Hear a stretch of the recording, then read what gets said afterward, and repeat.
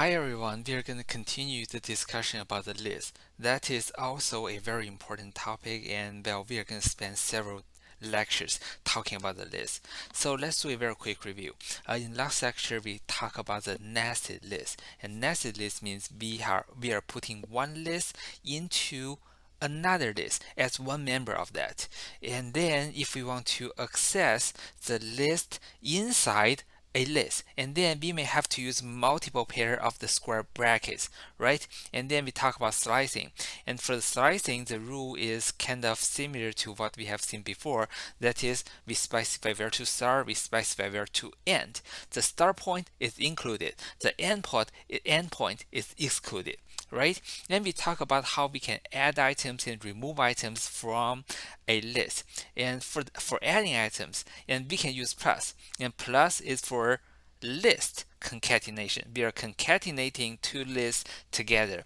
Or you can use append, and for append you can only add one member to the last position of the list, right?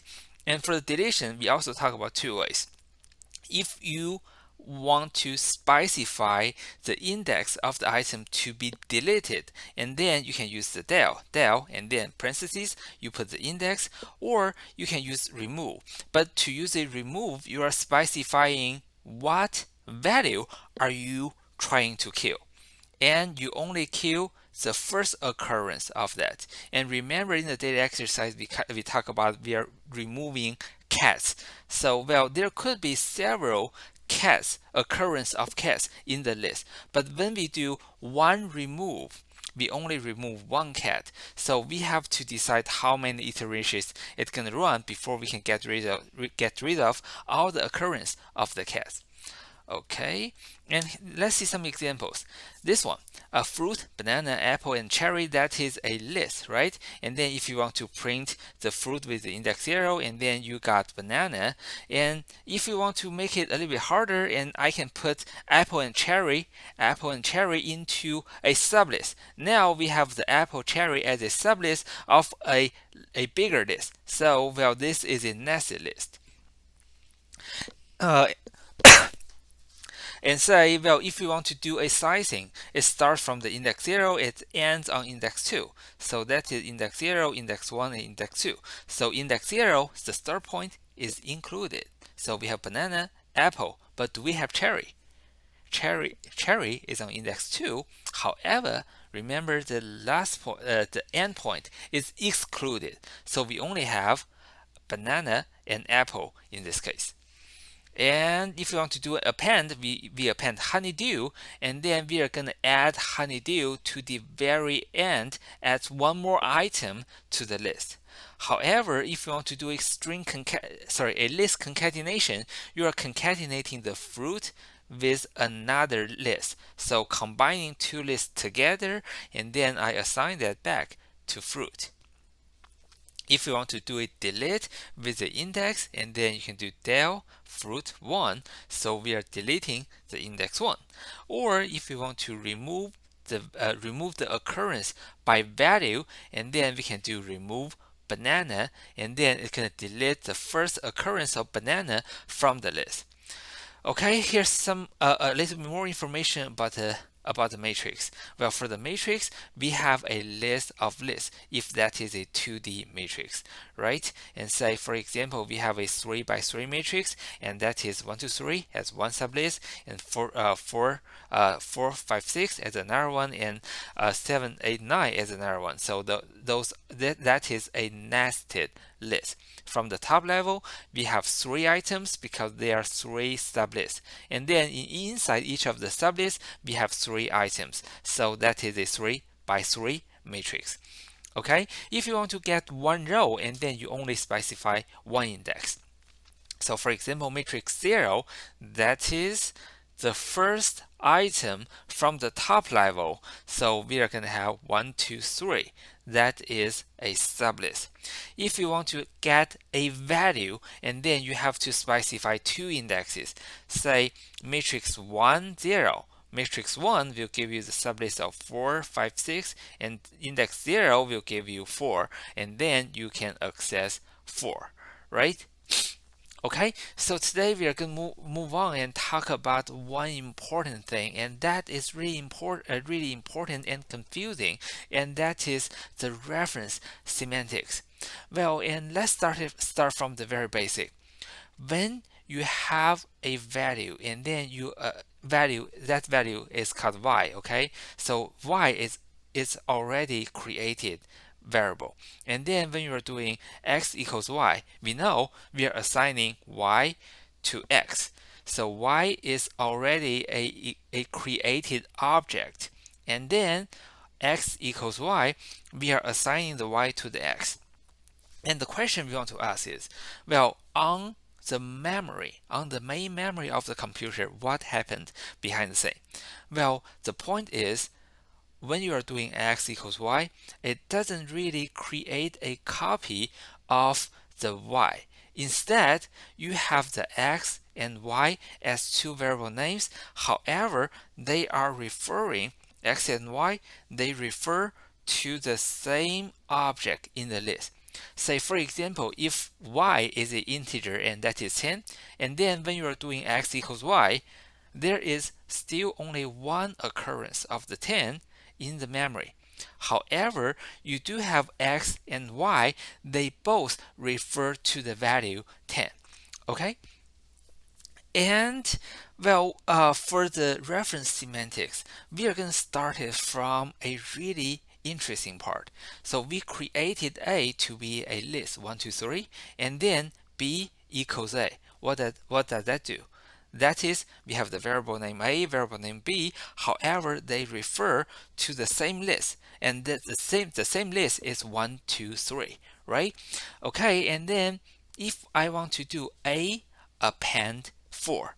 So for variable A, I'm appending a 4 to that list. And after that, when I'm printing B, B is also 1, 2, 3, 4. So we have the A and B, they refer to the same list. And then after I do A append 4, and then B also gets updated. And today we are going to try to demystify this process, and we have to understand what is the reference semantic, and then later in this course we are also talk about the mutable versus immutable data types in Python. Okay, so let's start here from the basic.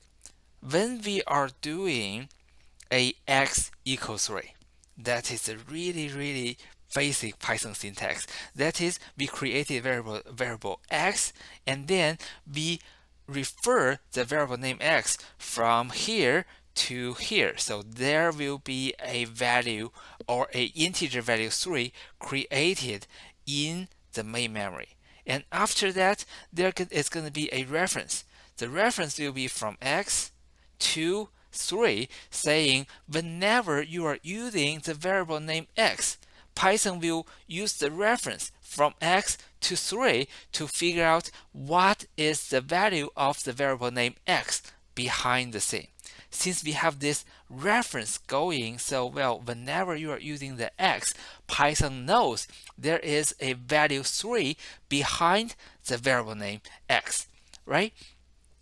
Okay, and then how about we see this part? We have the x equals 3, and then I do x equals x plus 1. So increase the x by 1. And if I want to print x, we got 4, right? And how does Python handle this behind the scene? Okay, so originally we have the x as 3, so variable x refer to 3. Okay, but when we are doing the x equals x plus 1, how will Python do that?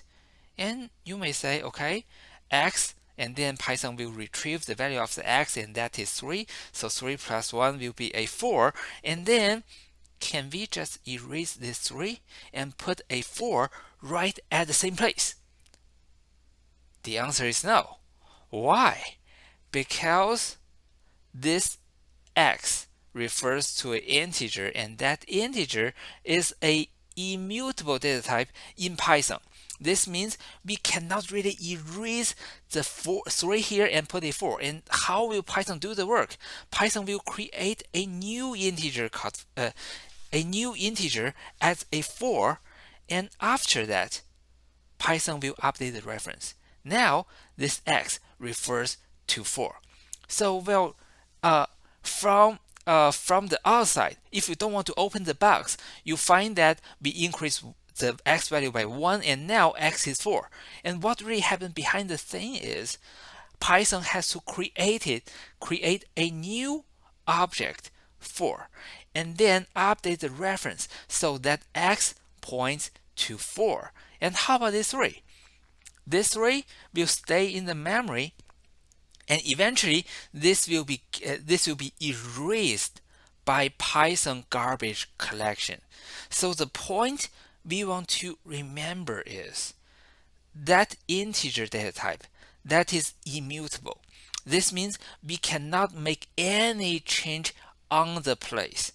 If we want to change the value, the only way that can work is we create another object and then update the reference from the x to the new value. And this is not just how Python handles the integers, this is how Python handles all the immutable data types. And for the immutable data types, we have the integers, floats, string, boolean, and those are all immutable data types. Okay? Well, I'm gonna pause the video here, and we are gonna continue this discussion in the next video, and this video is already a little bit long.